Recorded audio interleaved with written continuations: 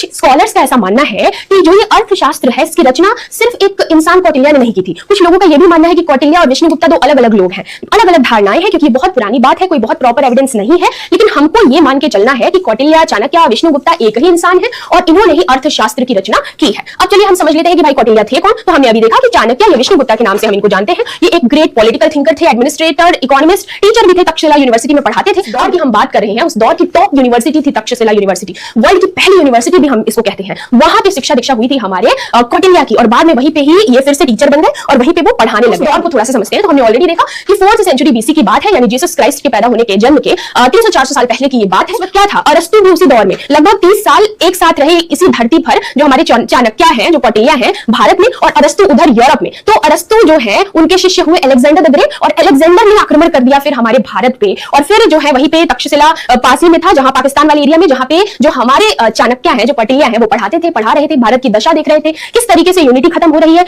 Proper political एक leader की जरूरत है, एक ऐसे राजा, एक ऐसे चक्रवर्ती सम्राट की जरूरत है जो इन सब चीजों को यूनाइट कर दे, इन सब लोगों को यूनाइट कर दे और जो है अपना साम्राज्य स्थापित करे। तो ये सारी चीजें हमारे कौटिल्य नोटिस कर रहे थे। ठीक है, मगध को अगर जिसने कंट्रोल कर दिया वो पूरा नॉर्दर्न इंडिया के ऊपर, लगभग पूरे भारत के ऊपर कंट्रोल पा लेगा। तो इस वजह से जो है हमारे जो कौटिल्य है वो यहाँ आते हैं। अब यहाँ आने के बाद वो नंदा की धनानंद से मिलते हैं, जो उनका इंसल्ट करते हैं, जैसा कि हमने अभी देखा, और ये अपनी चुटियां खोलते हैं, कसम खाते हैं कि भाई धनानंद तुम्हारे पूरे वंश का मैं अंत कर दूंगा, और उसके बाद तुम देखो कि मैं क्या करता हूं, किस तरीके से पूरे भारत को मैं यूनाइट करता हूं, एक स्ट्रॉन्ग सेंट्रल पावर स्टैब्लिश करता हूं, किस तरीके से मैं एक छत्रपति सम्राट को बनाता हूं, उसका जो है निर्माण करता हूं। चंद्रगुप्त मौर्य से वो मिलते हैं, एक बच्चा चंद्रगुप्त मौर्य, जिसको वो देखते हैं, बहुत प्रभावित होते हैं, अलग अलग तरीके से उसकी परीक्षा लेते हैं, उसकी ट्रेनिंग करते हैं, कराते हैं, और बाद में आकर के धनानंद को हटा करके पूरा उनका नंदा डायनेस्टी का, नंद वंश का अंत कर देते हैं, और चंद्रगुप्त मौर्य को सम्राट बना करके पूरा एक छत्र राज स्थापित करते हैं। और ये देखिए भारत का मैप उस वक्त का, ये चंद्रगुप्त मौर्य 320 बीसी के आसपास का ये मैप है, और ये ग्रीन कलर का जो आपको दिख रहा है ये पूरा मौर्यन एम्पायर है, यानी कि चंद्रगुप्त मौर्य का पूरा राज था इतने दूर में।